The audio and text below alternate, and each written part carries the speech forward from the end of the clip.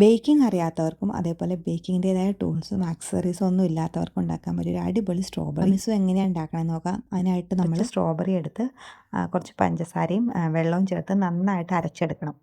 അത് മാറ്റി വെച്ചതിന് ശേഷം വീണ്ടും കുറച്ച് സ്ട്രോബെറി എടുത്ത് ചെറിയ പീസായിട്ട് കട്ട് ചെയ്യണം.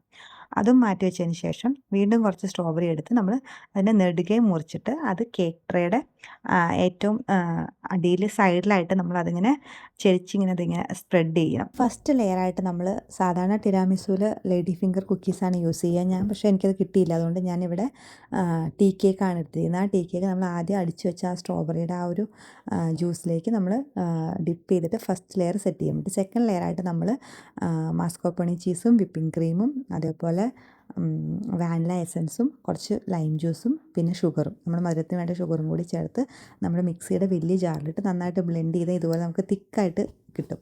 അത് നമ്മൾ സ്പ്രെഡ് ചെയ്തതിന് ശേഷം വീണ്ടും അതിൻ്റെ മുകളിൽ നമ്മൾ ആദ്യം ചെറുതായിട്ട് മുറിച്ച് വെച്ച സ്ട്രോബെറി സ്പ്രെഡ് ചെയ്യുക. വീണ്ടും കേക്ക് ലെയർ, അതുപോലെ നമുക്ക് എത്ര ലെയർ വേണോ അതിനനുസരിച്ച് നമ്മളിത് റിപ്പീറ്റ് ചെയ്തുകൊണ്ടിരിക്കുക. അതിന് ശേഷം നമ്മൾ മുകളിൽ ഡെക്കറേറ്റ് ചെയ്യണം. നമുക്ക് എങ്ങനെയാണോ ഡെക്കറേറ്റ് ചെയ്യേണ്ടത് അതുപോലെ ഡെക്കറേറ്റ് ചെയ്ത് 5 to 6 hours അല്ലെങ്കിൽ ഓവർനൈറ്റ് നമ്മൾ ഫ്രിഡ്ജിൽ വെക്കുക. അത്രയേ ഉള്ളൂ. നല്ല അടിപൊളി സ്ട്രോബെറി ടിരാമിസു റെഡിയാവും. ഭയങ്കര ഈസിയാണ്. ബർത്ത്ഡേ കേക്കായിട്ടും അല്ലെങ്കിൽ ഒരു പാർട്ടിക്ക് ഡിസേർട്ടായിട്ടും ഒക്കെ ഉണ്ടാക്കാൻ പറ്റിയ, എളുപ്പത്തിൽ ഉണ്ടാക്കാൻ പറ്റിയ ഒരു സംഭവമാണ്. അപ്പോൾ എല്ലാവരും ട്രൈ ചെയ്ത് നോക്കുക.